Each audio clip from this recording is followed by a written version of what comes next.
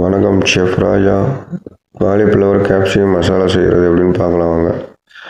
Oil, பட்டை, லவங்கம், சோம்பு, ஆனியனு போட்டு நல்லா வதக்கணும். இஞ்சி பூண்டு பேஸ்ட்டு, தக்காளி ஸ்லைஸ் பண்ணது,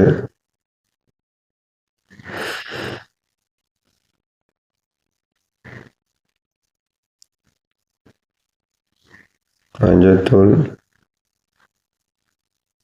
மிளகாத்தூள்,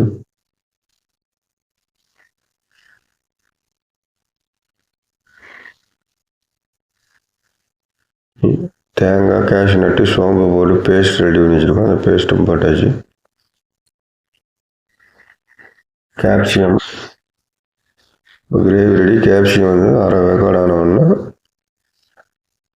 காலிஃப்ளவர் பாயில் பண்ணி வச்சுருக்கோம். அதை போட்டு மிக்ஸ் பண்ணோன்னே கொத்தமல்லி,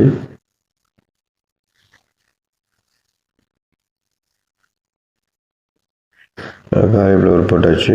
மஞ்சத்தூள், சால்ட்டு போட்டு முக்கால் வேக்காடு வேக வச்சுருவோம்.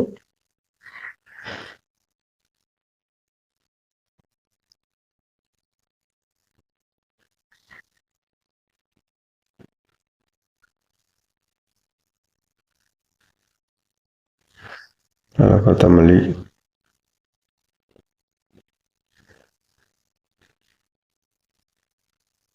அவ்வளோதான், ரெடி ஆயிடுச்சு.